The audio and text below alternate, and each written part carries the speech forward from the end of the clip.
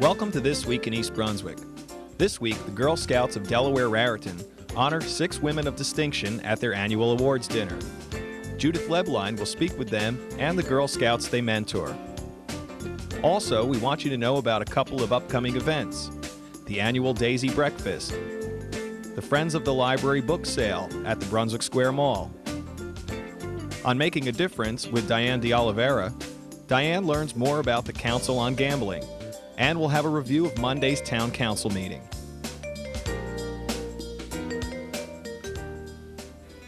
The 20th Annual Daisy Breakfast will be held on Sunday, March 23rd from 8 a.m. to 1 p.m. at the Brunswick Hilton Hotel on Route 18 in East Brunswick.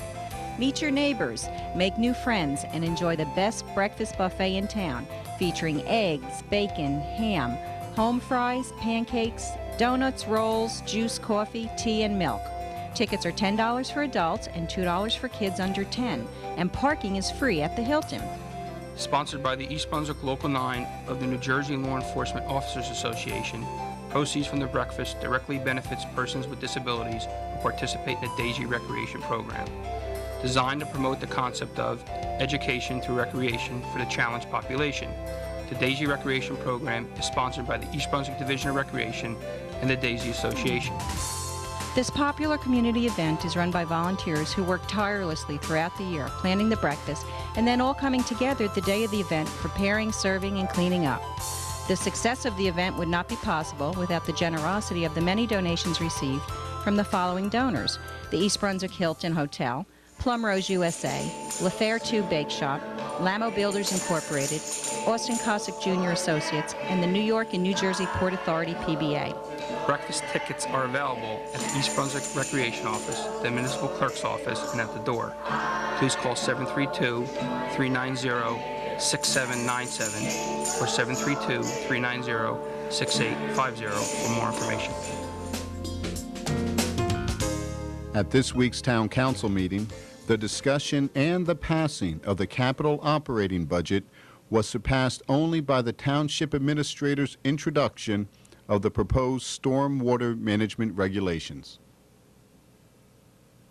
And I would like to just take a couple minutes. I am not nearly ready to give you a full update. Let me say that. I have been going through the 31-page narrative which describes what is required to receive a permit if you're a Tier A municipality, which is what we are.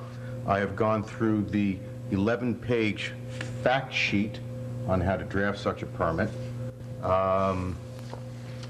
Let me just go to one of the parts talking about the permits, and I just want to touch on street sweeping.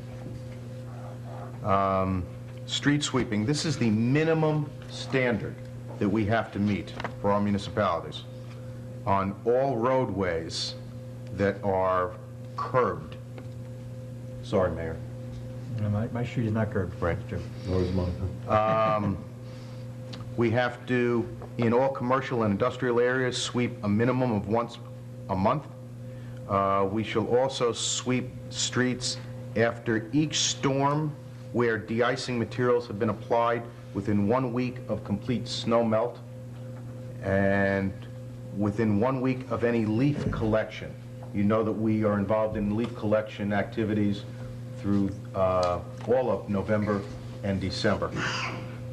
Sweeping after every storm satisfies the minimum monthly sweeping requirements.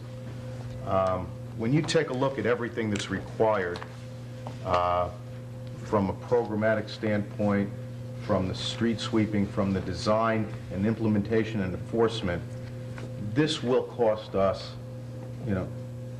hundreds of thousands of dollars over the next couple of years, as it will for other municipalities. Along with many other township administrators, we believe there are various parts of this that violate the state mandate, state pay provisions that we've all heard about, but very often seen come to fruition. And that we're making that part of the public comment period. but I'm going to make some of this material available to you. I'll make it all available to you if you want to. This is just the tip of the iceberg. I know Mrs. Kiss downloaded one of the sections that was over 100 pages. 130 pages. Yeah. So the regulations are voluminous, to say the least. It's been a long time, probably not since the Clean Air Act from many years ago that we all remember, have I seen something this similar. The next town council meeting will be held on Monday, March 17th, in the municipal courtroom.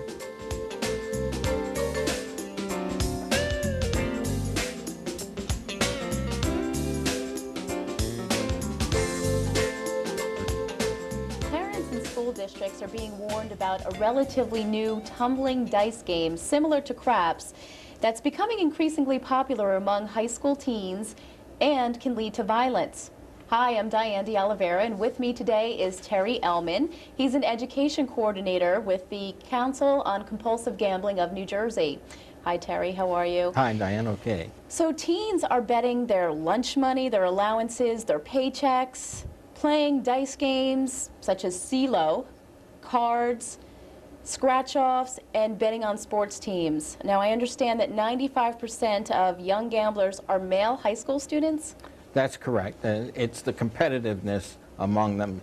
If you needed to pick them out, they'd probably be somewhere in the athletic program in the schools also. And these are kids who are getting straight A's. They could be in the beginning, they could be getting very good grades. If they get too deep into gambling, their grades begin to tumble just like they would with any other addiction, alcohol or drugs.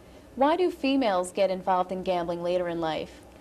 Later in life, a female would get involved in gambling because something in their lives has gone wrong. Females from age 35 up would be classified as escape gamblers, people who are trying to escape from real life situations.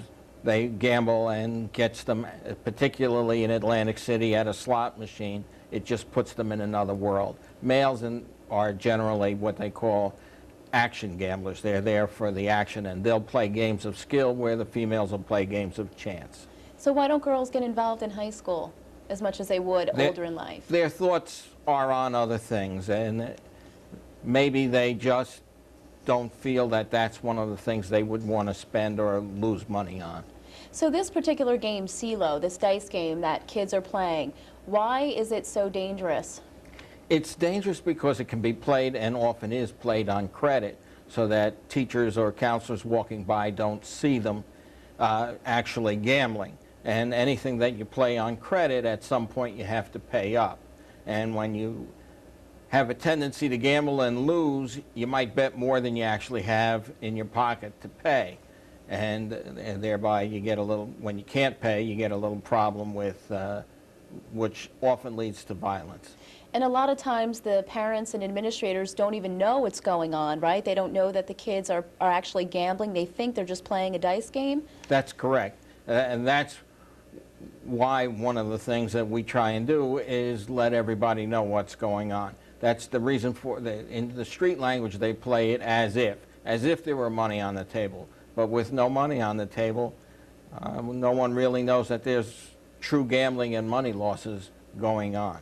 What signs can parents look for? Parents don't even know that their kids are doing drugs sometimes, so how would they know that their kids have a gambling problem? The signs are almost identical to any other addiction.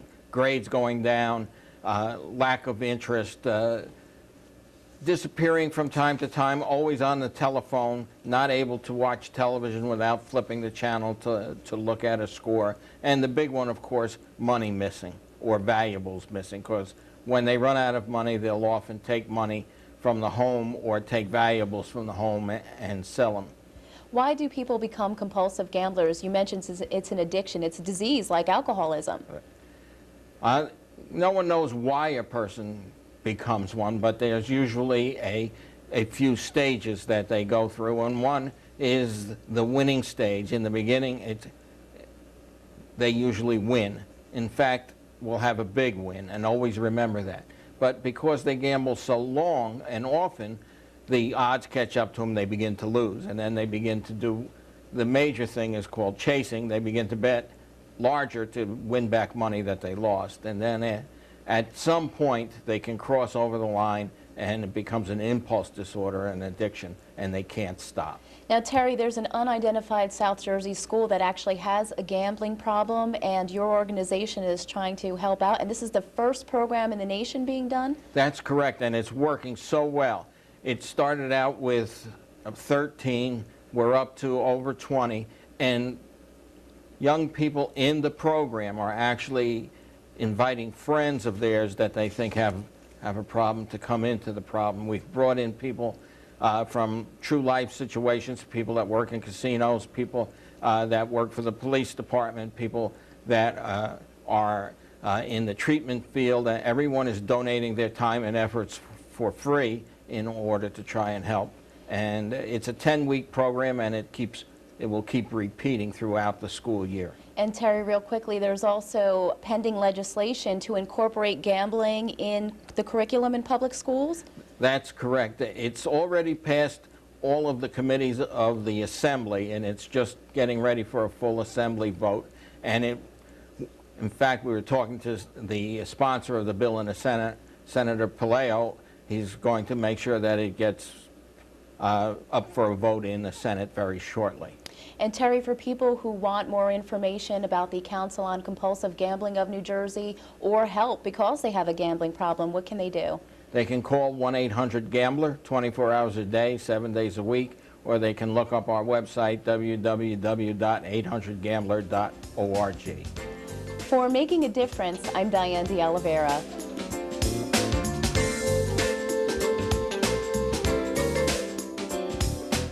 Judith Leblein. I'm at the lovely Forsgate Country Club right in the heart of Central Jersey for a very special evening of celebration. This evening, the Girl Scouts of Delaware Raritan will be honoring 6 women and 6 Girl Scouts in their annual Woman of Distinction event. These girls will be coupled with the 6 leading women from Central Jersey for a year of mentoring. This annual event is a major fundraiser for the Girl Scouts of Delaware Raritan, but it's also a celebration of Girl Scouting and the role that Girl Scouts play in developing women that will go out into their community and serve their greater community. It's a great evening, and the Girl Scouts of Delaware Raritan, their slogan is, "Where Girls Grow Strong," and tonight is certainly evidence of that logo. Hazel, congratulations on the Juliet Lowe Excellence in Leadership Award. How does it feel this evening? It feels great. I was a Girl Scout. If anybody had ever told me, and kind of a crazy kid till I got into scouting, that I would have gotten this award, I would never have believed it, nor would my mother have believed it. Well, Hazel, you have enjoyed a very long, illustrious career in government services, in particular in the Kane and Whitman administration, and many of us know you from the time that you were the director of the state lottery. Tell me how Girl Scouting and your life in public service relate.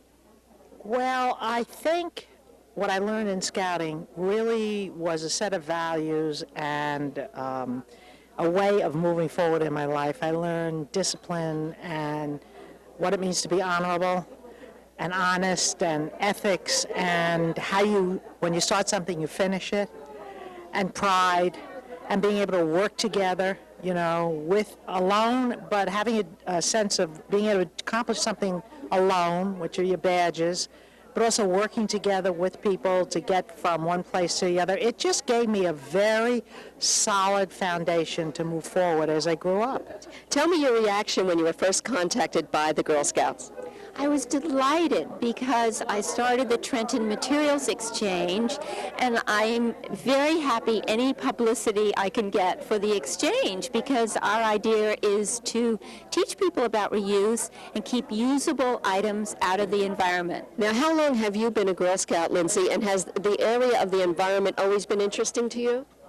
I've been a Girl Scout for 11 years, and I've always recycled in my house, and now I'm trying to get all the younger girls, since I'm an older girl, to also recycle all their stuff. I've been a Scout since kindergarten for 11 years now, and I've been so happy to be a Girl Scout. I've been so proud to help everyone, and I've met so many friends throughout the years, and it's just a great experience. Tell us a little bit about what it is you do.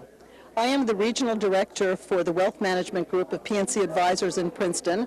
So I manage a group of people who are handling clients in the high net worth area. Now, you'll be working together with Denise. It'll be a mentoring program, and already what you know of her and her career in scouting, sounds like she's a good prospect for the corporate world. I think she's not only going to be a good prospect, she'll probably be a good client one day.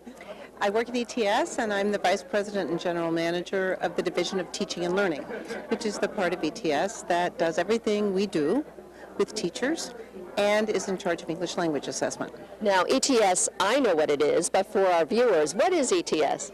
Educational Testing Service. It's the world's largest nonprofit testing and measurement organization. And sooner or later, all of us are nervous about taking one of your tests at some point in our life, Mary. Thanks a lot. Tell me your observations in meeting Jessica and hearing about her career in scouting. Well, Jessica's an outstanding student and also very artistic. And because I have one child, a boy, it's been really fun for me to have a girl to talk to.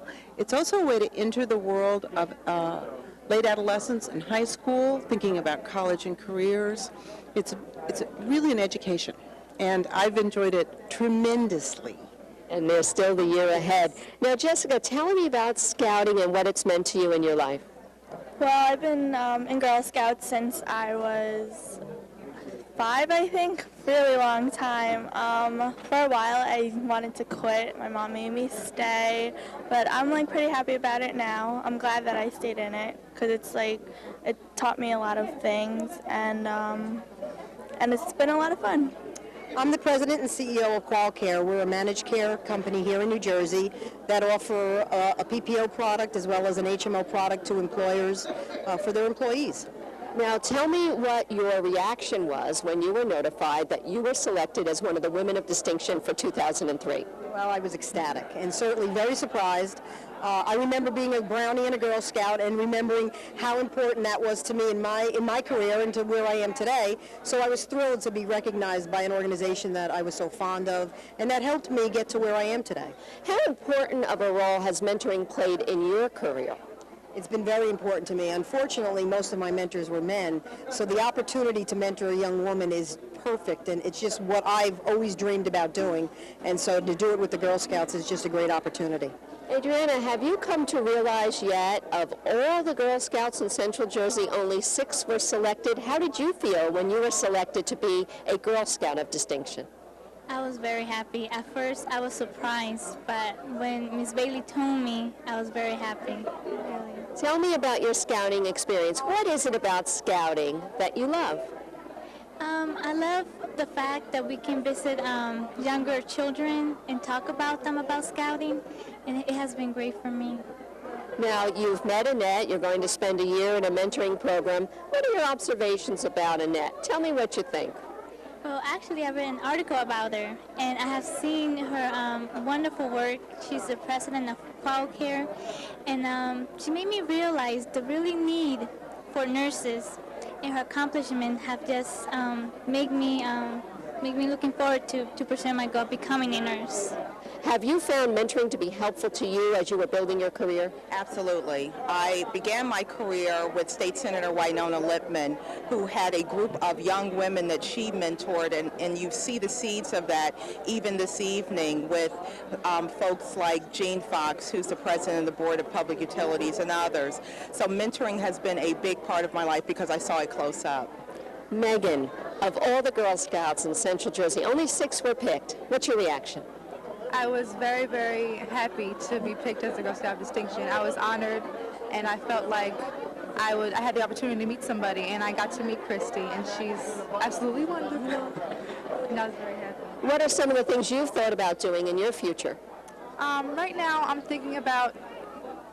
mentoring kids as we speak now, and I like doing that. I want to work with kids somehow in my future, either by helping them with psychology type things, or I'm also thinking about law, so I'm not too sure yet. Many of our viewers are aware when young girls are scouts, but when girls get to be young ladies like yourself, people are surprised that they're still involved in scouting. What do you say when friends who aren't scouts say, hey, why are you going to another scout function? Basically, it's something that I've grown up with. I have my friends from Girl Scouting, and they've been my friends all my life, and I wouldn't have it any other way. And also, when I go to college, and it says on my resume, Gold Award from Girl Scouts, it looks pretty good on your resume. And most of the fun things that I do, or the community service that I do, is all out of Girl Scouting. Right now, I serve as Deputy Chief of Staff to Governor McGreevey in the State House in Trenton. I work with him on legislation and dealing with the legislature. Now, you've met Katie LaCourte, and what are your observations as you enter into this year-long mentoring program with Katie? Katie is a great girl. She's the girl that I would hope that my son would bring home to marry one day. I think she's got a great future ahead of her, and I hope that she takes an interest in government and public service. She spent the day with me in Trenton the other day, and I think she's a natural. She'd be an asset to the state. You have spent 13 years in Girl Scouting, but you were involved in a very special project in Appalachia. Tell me about it. Well, it was a time at Nazareth Farm for a week where myself and a group of other students went to Nazareth Farm with our youth group, and there we repaired homes in the surrounding area. And you got to really see some poverty up close. Yes, I did, and one major thing I took from it, I had a long conversation with a woman named Gayla Masters, and myself, I'm not exactly a manual labor person, so I talked to the people more, and I spoke with Gay for about 2 or 3 hours. And what struck me most was that she had so little, but then again she gave so much. I was talking to her, and she had a very small lunch, and she was willing to share it with me. And the way we just got to talking about how there was no reason for people to be depressed in the world, and I thought she had every right to be, considering the squalor she was in, but she just had such a positive outlook on everything, which has given me a positive outlook as well. If these 6 Girl Scouts that were honored tonight are any evidence of the value of Girl Scouting in our country today, then we are in really good stead. For This Week in East Brunswick, I'm Judith Leblein. Each year, the Friends of the Library holds a book sale at the Brunswick Square Mall. With a wide range of selections, it is an anticipated event where many items can be purchased at discounted prices. Let's take a look.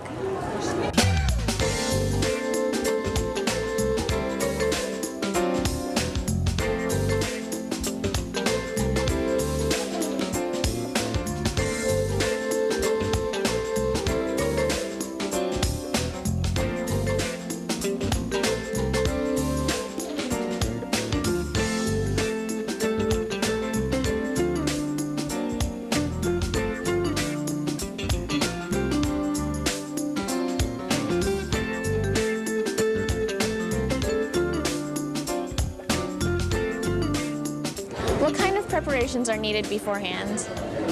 Well, it's an all-year-long preparation. In fact, right now, we're already preparing for next year's sale. Donations are coming in and being sorted back in the library already. Right. We were clearing out the last of what had to go to this sale, and we had 150 hardcovers and 400 paperbacks donated before we got out of the room. What kind of books are available?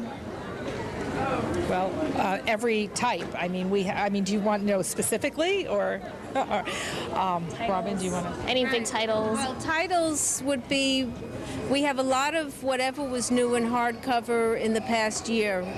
Those are what we call our red dot books. We also have a lot of history books. We have a lot of hobby books.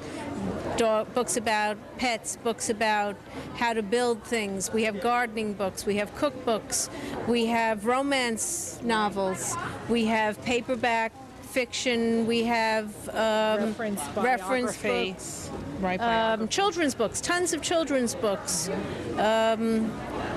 Encyclopedia sets. Right, a few, not as many because now more encyclopedias are on CD-ROM, but we also have software, so we might have some encyclopedias on disc. We have videos and movies and video games. How does the library come to acquire these materials? Well, many of them are from donations from residents, people who are finished with the books that they're using, and they give them. And then also many items are weeded from the library collection. Right.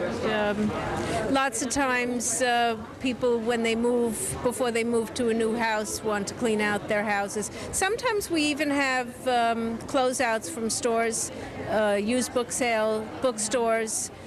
When they change location, they donate books to us, or if they close their businesses. We've had a lot of those happen, too. What do the profits go towards? The profits go right back into the library as the library requests things. If you look around in the library, you'll see a lot of signs that say donated by the Friends of the Library. If you go to the children's department, to the youth services department, you'll see activity tables with the beads that they can string up. You'll see different juvenile furniture. You'll see stuffed animals all over the place. Some of the shelving for the new books came from the Friends donations. The carpeting that you walk on was purchased by the Friends funds. The newly refurbished meeting rooms, the funding for that came from the Friends. And then computers and staff development, we all also supplement that. What kind of books are you hoping to find? Today we were looking for children's books, anything that Evan was interested in, and we went through already, and I got a bunch of books, and he's already been reading some, so it was a good book sale. It's a little crowded than we're used to, but it was good. Are there any favorite authors of yours that you're looking for? Probably Lemony Snicket, and that's about all. I'm a teacher, and you're always looking for, in the elementary grades, books that go with themes, filling a classroom library, and you never have enough. So it's great because you get some hardcover books, some quality books, at next to nothing.